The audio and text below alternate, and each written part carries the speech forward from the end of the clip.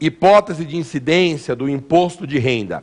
Auferir renda é a descrição de uma conduta. A hipótese de incidência é uma ideia. Ela habita no plano abstrato. Essa ideia, hipótese de incidência, que às vezes em provas mais atualizadas pode cair com o nome de regra matriz de incidência, essa hipótese de incidência é dividida em 5 partes. A doutrina divide a hipótese em 5 partes para facilitar o estudo do tema. Essas partes são chamadas de aspectos da hipótese de incidência. Aspecto espacial define onde ocorre o fato gerador. Aspecto temporal, quando ocorre o fato gerador. Aspecto pessoal, quem tem que pagar e quem tem o direito de receber o tributo. Aspecto material, qual foi o fato gerador. E aspecto quantitativo, qual é o valor devido. 5 partes da hipótese de incidência. Aspecto espacial, temporal, aspecto pessoal, quantitativo e material. Bem, sobre esses aspectos da hipótese de incidência, há uma incidência maior de perguntas na prova a respeito do aspecto territorial. 2 questões se destacam neste que é chamado de aspecto territorial, mas que pode cair na sua prova também como aspecto temporal. Primeira questão, como saber se o imóvel é urbano ou rural, se ele paga IPTU ou ITR. Vale o critério da localização.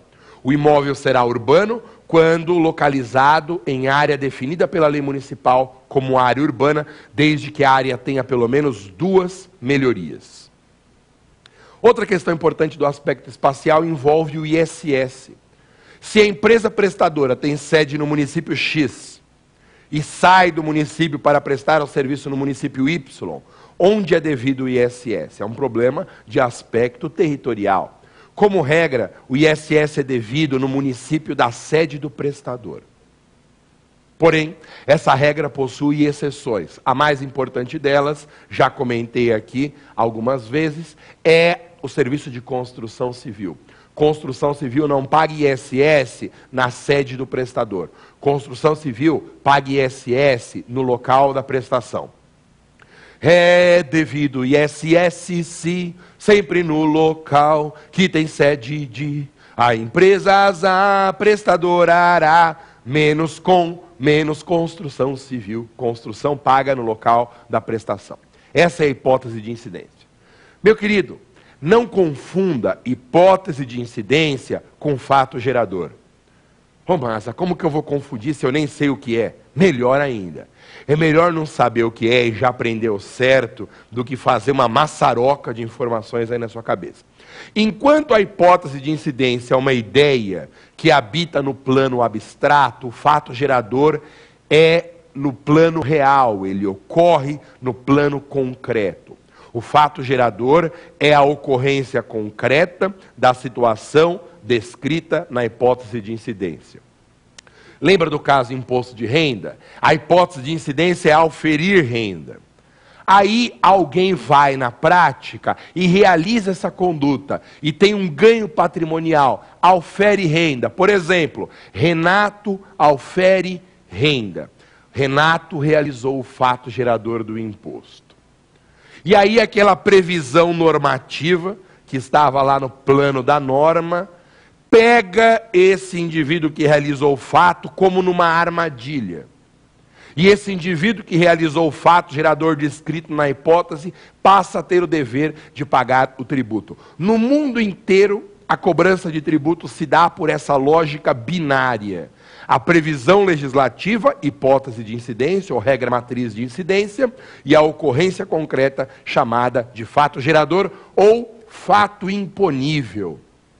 Este nome fato gerador, apesar de um nome consagrado na doutrina, é um nome muito criticado, porque em direito não é o fato que gera nada.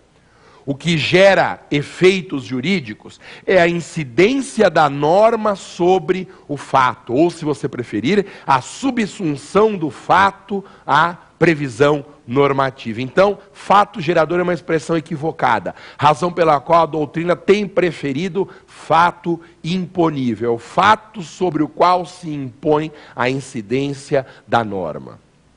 Lembre que o fato gerador é o critério para diferenciar as espécies tributárias.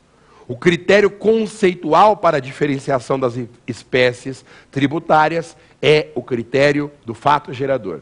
Para eu saber se um tributo é um imposto, uma taxa ou uma contribuição de melhoria, interessa o fato gerador. Diz o artigo 4º do CTN, que é o fato gerador que define a natureza específica do tributo. É o fato gerador que define o tributo. Homenagem ao J Quest, é o fato gerador que define o tributo. Bom, com a ocorrência do fato gerador, nasce a obrigação tributária. A obrigação tributária pode ser de dois tipos. Existe a chamada obrigação principal, que é sempre de pagar. Tudo que eu pago é obrigação principal, por isso que na obrigação principal eu tenho o tributo e a multa. No direito tributário, a multa também é obrigação principal. E eu tenho obrigação acessória.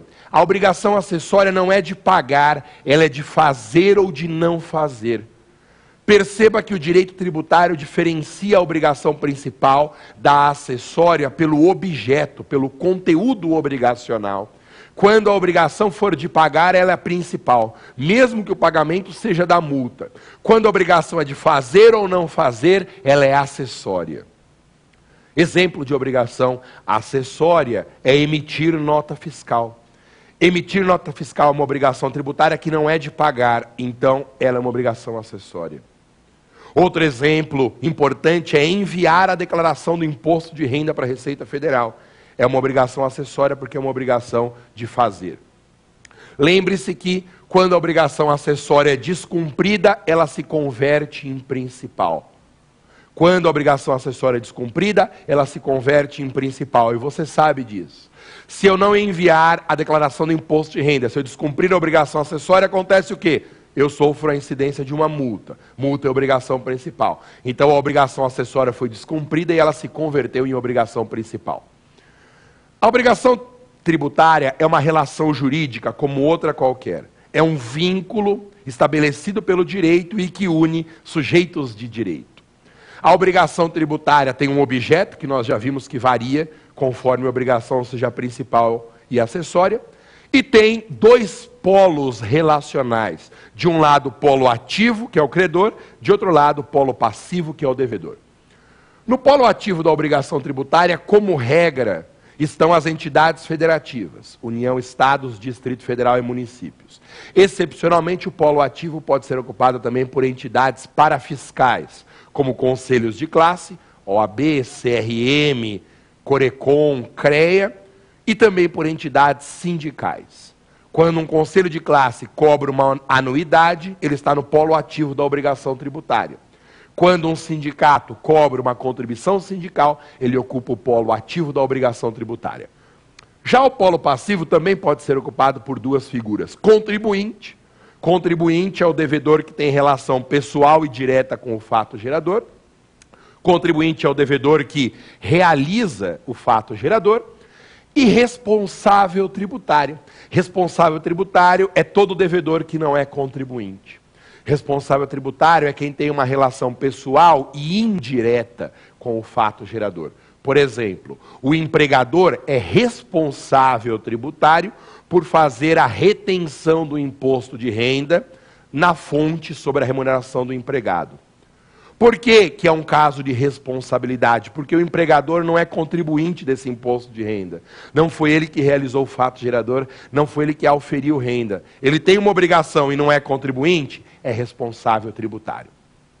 3 casos de responsabilidade tributária se destacam na prova da OAB. Primeiro caso, empresa resultante de cisão, fusão ou incorporação responde por dívidas das empresas anteriores.